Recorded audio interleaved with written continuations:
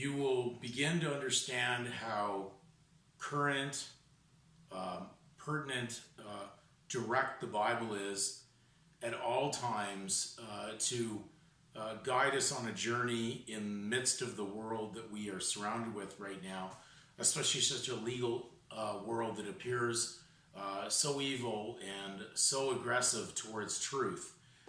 When I go to the subject matter is legal mask, but we're gonna we do realize in previous videos that we know that the word persona, legal person, means a mask, someone who wears a mask, and therefore it's not really who they are.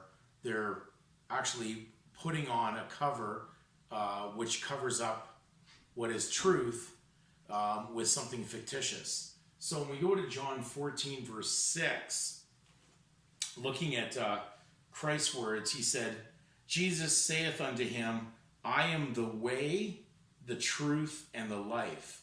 No man cometh unto the Father but by me. So when we look at that scripture, it says that he is the truth, the life, and the way. And when we're looking at that, what is the way, the truth, and the life? What is that in the legal world? Well, we have an opposite to that. We have basically a bar or a hindrance. Lawyers who represent the legal system are called to the bar. They're called to hindrance, to bar truth.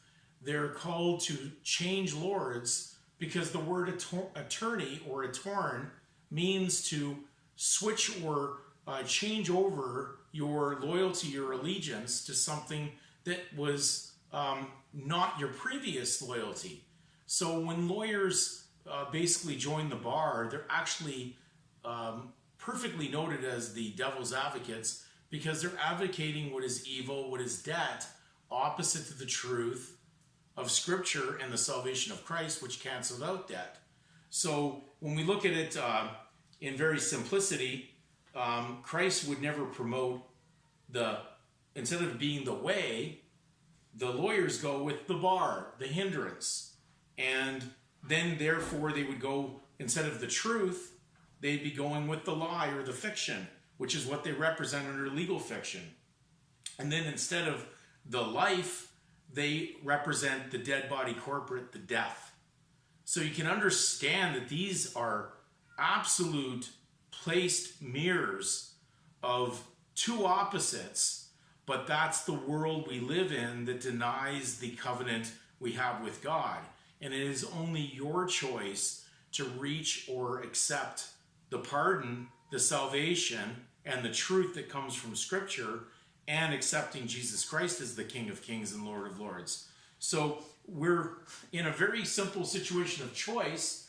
When we look at the world we're surrounded with that wears a legal mask under a surname, you can understand why they did a test. They tested to see how many people were going to wear the mask, the legal surname, under this scandemic, we can call it. And basically, we go to 2 Corinthians 3, verse 18. I think this is so important for people to realize why they want to put faith and trust in the Bible.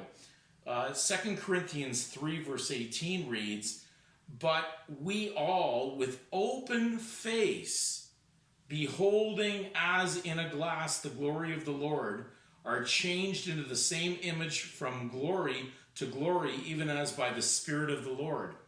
Now, if you go to other translations on this scripture, one Aramaic translation stated in verse 18, And we all with uncovered faces behold as a mirror the glory and the Master.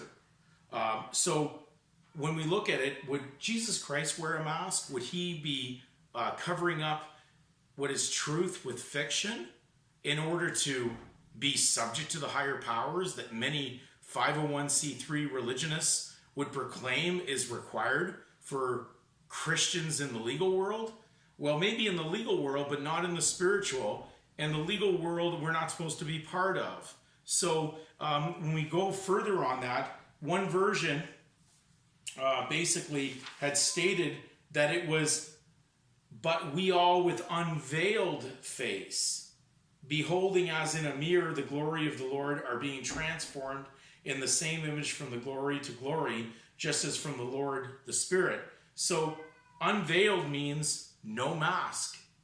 So would a believer in Jesus Christ or a follower of him in good conscience wear a fictitious title and act under that, under licentious behavior, which is condemned, of course, in as one of the works of the flesh under another name that's in Galatians chapter 5 when we look at the works of the flesh? Is that really what God would want his people to do? Or would he want them to come out from among the public and be separate, be private? So what is your private name and your loyalty doing, suretying a legal fiction from the public of satanic realm? You must ask this you must ask this question over and over again, because this is a conscience matter, and it's the only way you're going to break free.